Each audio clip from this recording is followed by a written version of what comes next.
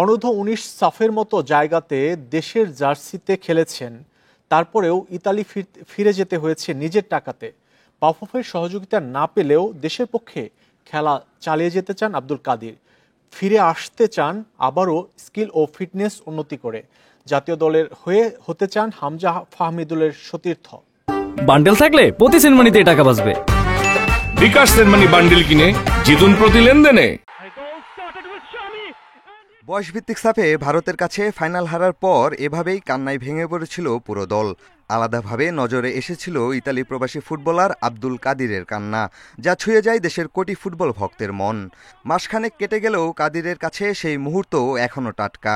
জিতা ম্যাচটা কিন্তু উইন হয়ে গেছিলাম, ভাগ্য আমরা এটা হইতে পারি নাই, এর জন্যই মন খারাপ লাগছে আর কি। এর জন্যই, কারণ ম্যাচটা আমাদের হাতে হয়ে পড়ছিল, তো এর জন্যই।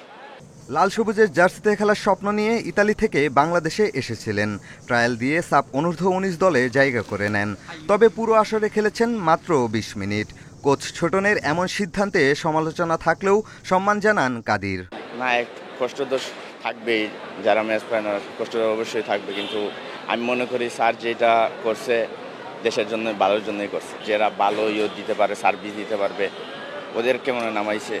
জাতীয় দলে অভিষেক হওয়া ফাহমিদুলকে নিয়ে উন্মাদনা দেখেছেন। একদিন হামজা সমিতদের সতীর্থ হওয়ার স্বপ্ন তার চোখে। ফাহমিদুলের সাথে ইতালিতে একই লিগে খেলেন বলে বেড়েছে আত্মবিশ্বাস। ফাহমিদুল তো সেম লিগেই খেলি, তো অনেক ভালো খেলে, অনেক বাংলাদেশে অনেক ভালো করতে পারবে, ভালো সার্ভিস দিতে পারবে, কারণ ওই ইয়াং, ওর হাতে অনেক বয়স আছে এখনো। আমারও স্বপ্ন একদিন দেশের হয়ে খেলবো, দেশের সার্ভিস দিব, তো এটাই। আল্লাহ যদি চায় একদিনও আমিও খেলবো ন্যাশনাল টিম। 2 মাসের বেশি সময় বাংলাদেশে থাকার পর ইতালি ফিরে গেলেন কাদির। নিজেকেই বহন করতে হয়েছে আসা যাওয়ার পুরো খরচ। বয়সভিত্তিক দলে খেলা ফুটবলারের জন্য যা অবশ্যই চাপের। পিয়াস সাহা, ইন্ডিপেন্ডেন্ট নিউজ, ঢাকা।